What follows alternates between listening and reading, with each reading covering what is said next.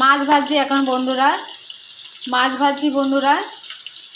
দেখ পরে আসছি। এই যে বন্ধুরা ফুলকপি কাটছি, ফুলকপি আলু দিয়ে মাছের ঝোল করব।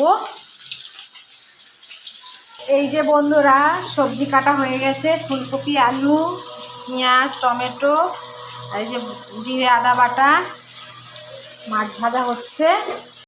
এই যে বন্ধুরা জিরে ফোড়ন দিলাম, পেঁয়াজ দিয়ে দিলাম,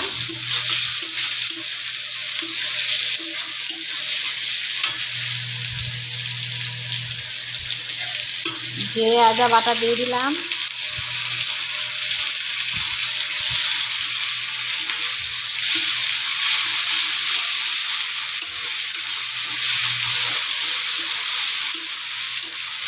মশলাটা কষানো হয়ে গেলে ফুলকপি আলু দিয়ে দেবো।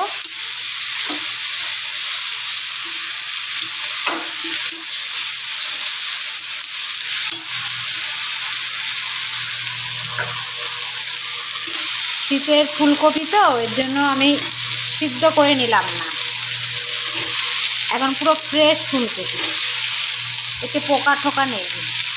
ভালো করে বেছে ধুয়ে নিয়েছি।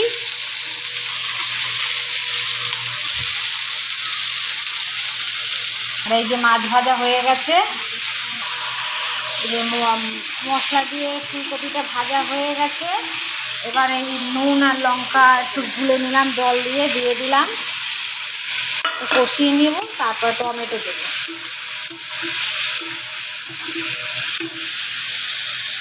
এই যে বন্ধুরা আমার কষানো হয়ে গেছে, টমেটো দিয়ে এবার একটু জল দেব।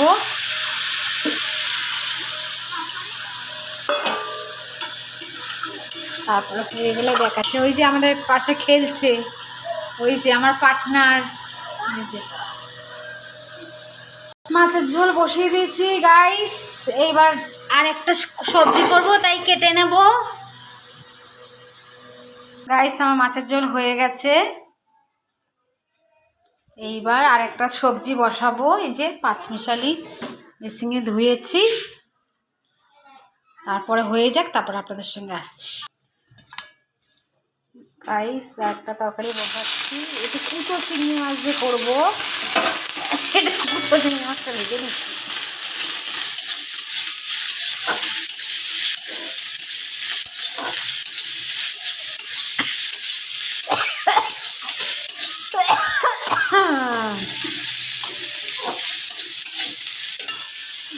এবার সবজিটা দিয়ে দিচ্ছি।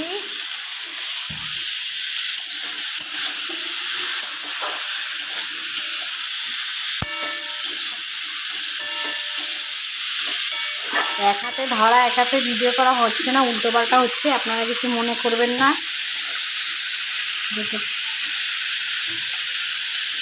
নুন দিলাম,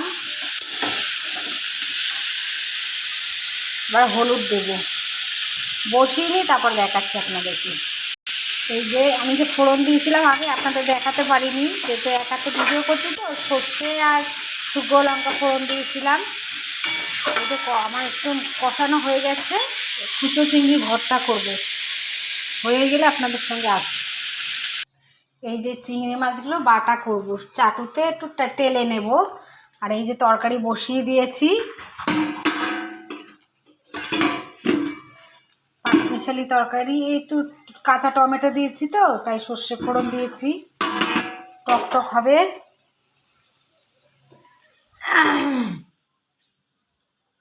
ঘরদোর আমার মেয়ে গুছিয়ে দিয়েছে। এই যে আমার মেয়ে বসে আছে, না মা তাতে করো। এই যে গাইস তরকারিটা হয়ে গেছে, চিংড়ি মাছ টালাও হয়ে গেছে। এবার তরকারিটা নামিয়ে দেব, পুরো কমপ্লিট হয়ে গেলে আপনাদের সঙ্গে আসছি। এই যে গাইস তরকারি হয়ে গেছে আমার। আজকের মতন এখানেই ব্লগটা শেষ করছি।